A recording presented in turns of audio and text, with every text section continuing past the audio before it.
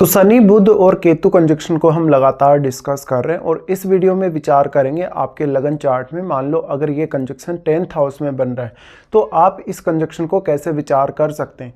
यहाँ पे शनि आपको कैरियर में काफ़ी डिले कर सकता है, काफ़ी कैरियर से असंतुष्ट रख सकता है और शनि आपको काफ़ी मेहनत भी करवाएगा।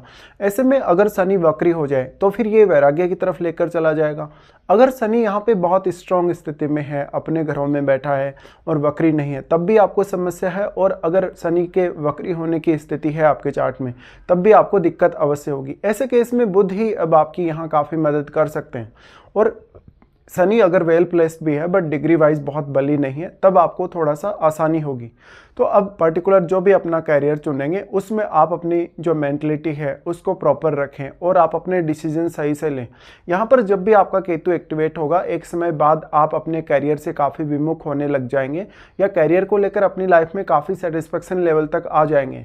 तो अगर मान लो शनि यहाँ पे वक्री होकर बैठा है, वक्री होकर बैठे होने पर निश्चित तौर पर आप अपने कैरियर से बहुत ज़्यादा असंतुष्टि भी रिप्रेजेंट करेंगे। ऐसे केस में हो सकता है कैरियर में बिना काम कोई भी बाधा आ जाए, कोई भी आपको डिसीजन लेने में दिक्कत हो या प्लानिंग करने में समस्या हो। ऐसे में कैरियर में आपका जो रूटीन लाइफ होगा वो काफ़ी इंपॉर्टेंट होगा। आप कैरियर में कौन सा डिसीजन कब लेते हैं और कैसे काम करते हैं, तो आपको यहाँ अब बुध पर सबसे ज़्यादा ध्यान देना होगा। मान लो अगर आपके बुध भी यहाँ पे वक्री हो जाते हैं, ऐसे केस में आपको सबसे ज़्यादा प्रॉब्लम होगी कैरियर में आगे बढ़ने में। तो फिर ना तो आपके कैरियर में उतनी ज़्यादा प्रोग्रेस हो सकेगी और जो आप मेहनत करेंगे वो भी आपके लिए सही डायरेक्शन में नहीं होगी। इसके साथ साथ बुध आपको यहाँ काफ़ी लॉजिकल बनाते हैं और जब हम केतु और बुध को एक साथ देखते हैं तो ऐसे केस में आप अगर केतु से रिलेटेड फील्ड पर ही अगर वर्क करें ज़्यादातर, तो आपके लिए ये कंजक्शन फिर भी फेवर कर सकता है। अब आप उन भावों को देखिए जिनको आपके चार्ट में बुध रिप्रेजेंट कर रहे हैं, उन भावों से अब आपको कैरियर में सबसे ज़्यादा सपोर्ट मिलने की संभावना होगी। या तो फिर ये कंजक्शन ही अगर बुध के भाव में बन रहा है, जैसे अगर मिथुन राशि में बन रहा है या कन्या राशि में, तब भी आपको कैरियर में काफ़ी ज़्यादा आगे बढ़ने के चांसेज होंगे। बट लगभग आपका 40 की एज के बाद या 45 की एज के बाद जैसे ही आपका केतु का जो पीरियड है एक्टिव होगा या केतु आपका प्रभावशाली होगा एक समय बाद, तो आप अपने कैरियर से धीरे धीरे डिटेच होने लगेंगे या कैरियर को लेकर आपके मन में कोई खास टारगेट नहीं रहेगा। आपका जो एक सेटिस्फेक्शन लेवल है वो आ जाएगा। ऐसे में आप या तो अपना कैरियर चेंज करने को देखेंगे बार बार, या तो फिर कोई ना कोई अन्य प्रकार का ऐसा डिसीजन लेंगे जहाँ पर आप कैरियर में अब और ज़्यादा आगे नहीं बढ़कर रिटायरमेंट की तरफ देख रहे हैं या लाइफ में काफ़ी ज़्यादा अध्यात्म की तरफ आगे बढ़ने का सोच रहे हैं। तो ये कंजक्शन बेसिकली आपको बहुत प्रैक्टिकल बना सकता है। यहाँ पे अब आप एक मन ही मन एक लड़ाई सी लड़ने लगेंगे अंदर ही अंदर, जो आपकी वर्तमान भौतिक जगत और बहुत ज़्यादा आध्यात्मिक जगत की तरफ जाने के बीच होगी। ऐसे में आप यहाँ शुरुआत में क्या चुनते हैं? क्या शुरुआत से ही आप यहाँ अध्यात्म को चुन लेंगे? क्या शुरुआत से ही हो सकता है आप बहुत ज़्यादा मेहनत करने लगेंगे? लेकिन आपको एक समय बाद ये अवश्य रियलाइज हो जाएगा इस कंजक्शन के होते हुए कि जितना भी आप हार्डवर्क किए, जितनी भी आप मेहनत किए, स्पेशली अपने कैरियर में राइज करने को लेकर, वो कहीं ना कहीं आपकी या तो अधूरी रही बहुत ज़्यादा, या तो फिर आप सही डिसीजन नहीं ले पाए और फिर आपको लगेगा कि ये सब वहम माया है। अगर मान लो यहाँ पे शनि वक्री स्थिति में होंगे, इस केस में आपको इस प्रकार का आभास होगा। बट अगर शनि यहाँ काफ़ी स्ट्रॉन्ग स्थिति में है या कुल मिला के अगर अपने खुद के घरों में हो, अपने मित्रों के घरों में हो, तो निश्चित तौर पे आप अपनी जो 30-35 की एज है तब तक काफ़ी ज़्यादा मेहनत भी करेंगे और इस मेहनत के परिणाम की वजह से लगभग 10 या 15 वर्ष तक आप अपना कैरियर काफ़ी अच्छे से चला सकते हैं। उसके बाद जब आपका केतु एक्टिवेट होने लगेगा, वैसे वैसे आप वैराग्य की तरफ मुड़ने लगेंगे। ऐसे में वैराग्य की तरफ आपके मुड़ने की संभावना तब ज़्यादा प्रबल हो सकती है जब यहाँ शनि वक्री होकर बैठे हों, या तो फिर ये जो तीनों का कंजक्शन है वो धनु राशि में या मीन राशि में या वृश्चिक राशि में बन रहा हो। लेकिन बाकी राशियों में अगर ये कंजक्शन बन रहा है तो फिर भी आप कैरियर में कुछ हद तक आगे बढ़ सकते हैं। अब यहाँ सबसे बड़ा रोल होगा आपके 10th लॉर्ड का। तो आपके चार्ट में आप देखिएगा कि 10th लॉर्ड कौन है, 10th लॉर्ड का संबंध आपके चार्ट में कौन कौन से भाव से है, कौन से भाव में वो आपके चार्ट में बैठे हैं, साथ में उनका क्या 10th हाउस से कोई भी संबंध है। इसके साथ साथ यहाँ आपको बुध पर सबसे ज़्यादा विचार करना रहेगा। बुध आपको यहाँ काफ़ी लॉजिकल और काफ़ी प्रैक्टिकल बनाने की तरफ आगे बढ़ाते हैं।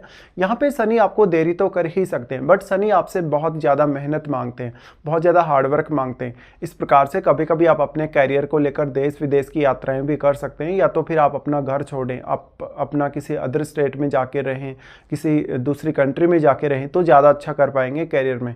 या तो फिर अगर आपको केतु जैसे ग्रह की महादशा देखने को मिले सही वक्त वक्त पर, तो आप केतु से रिलेटेड करियर को भी चुन सकते हैं। तो ये कंजक्शन के होते हुए आप अपने करियर में रिसर्च वगैरह को भी अपना सकते हैं, आप अकल्ट से जुड़े हुए कार्यों को अपना सकते हैं, किसी भी आध्यात्मिक कार्य को अपना सकते हैं या धार्मिक कार्य को अपना सकते हैं। लेकिन इस वजह से कभी कभी जातक बहुत ज़्यादा डीप सोचने वाला या काफ़ी अच्छे से विचार करने वाला होता है। अब आपका चंद्रमा आपके चार्ट में डिस्टर्ब स्थिति में नहीं होना चाहिए। चंद्रमा अगर आपका वेल प्लेस्ड है तो करियर में आगे बढ़ना कुछ हद तक जरूर आसान होगा और फिर आपको कन्फ्यूजन भी क्रिएट नहीं होगा। ऐसे में यहाँ आपकी बुध सबसे ज़्यादा मदद कर सकते हैं, क्योंकि बुध आपकी बुद्धिमत्ता को दर्शाते हैं, आपकी वाणी को भी दर्शाते हैं। ऐसे में करियर में जितना अच्छा आप अपने कम्युनिकेशन का प्रयोग कर लेंगे, जितना अच्छे से अपनी बुद्धिमत्ता का प्रयोग कर लेंगे, उतना ही ज़्यादा आपके करियर में बेहतरीन स्थितियाँ होने के चांसेस होंगे। लेकिन केतु एक समय बाद आपको यहाँ डिससेटिस्फाई अवश्य ही करेंगे।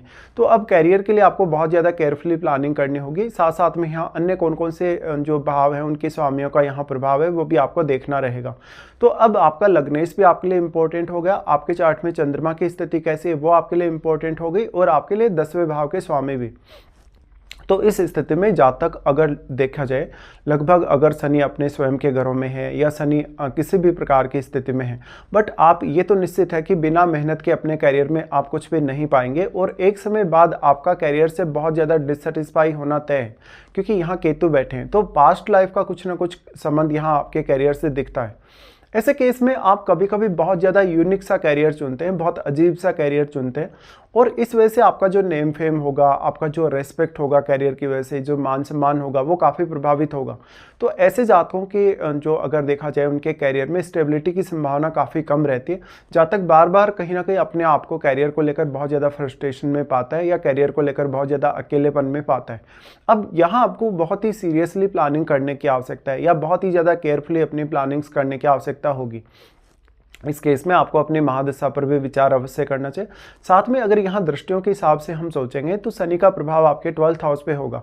ऐसे में मान लो अगर धनु राशि, मीन राशि या वृश्चिक राशि में अगर ऐसा कंजक्शन है तो ये अध्यात्म की तरफ आपको काफ़ी तेज़ी से आगे बढ़ा सकता है। आपको यहाँ हमेशा कैरियर में आगे बढ़ने के साथ साथ मानसिक तौर पर बहुत ज़्यादा सुकून चाहिए होगा, या शारीरिक रूप से या मानसिक तौर पर अपने आप को आप काफ़ी स्टेबल रखना पसंद करेंगे।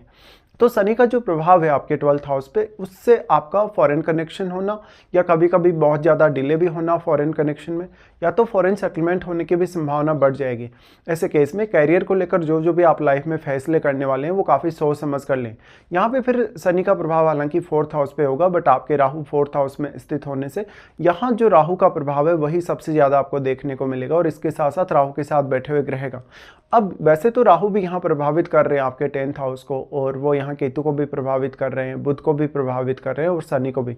बट राहु और केतु के मध्य 180 डिग्री का एंगल है। इस एंगल के होते हुए जितना जो एनर्जी है, जितना एंगल है 180 डिग्री का, उतना ही एनर्जी यहाँ आ सकता है 10th हाउस में। और राहु पर जो प्रभाव है, कहीं ना कहीं राहु क्योंकि केतु को प्रभावित कर रहे हैं, तो कोई भी अन्य प्लैनेट जो राहु के साथ बैठा हुआ रहेगा आपके 4th हाउस में, वही यहाँ ज़्यादा अपना प्रभाव डाल पाएगा। तो कुछ हद तक आप ये भी मान सकते हैं कि जो 4th हाउस में राहु के साथ बैठा हुआ ग्रह वो आपकी ज़्यादा यहाँ मदद कर सकता है। इसके साथ साथ क्योंकि अब यहाँ शनि भी जुड़ गए, साथ में बुध भी जुड़ गए केतु के, ऐसे में आप अपने करियर को लेकर जितना ज़्यादा डीपली सोच पाए, जितना ज़्यादा सीरियसली सोच पाए, उतना आपके लिए अच्छा होगा। और करियर को लेकर कभी कभी लोग आपको काफ़ी मिसजज भी कर सकते हैं।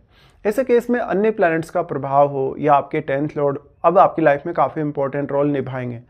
अब आपको ये देखना होगा कि यहाँ बेसिकली जो शनि का प्रभाव है, शनि कितना ज़्यादा स्ट्रॉन्ग प्रभाव 10th हाउस में डाल रहे हैं, तो फिर आपको अपने एफर्ट को उस हिसाब से प्लान करना चाहिए।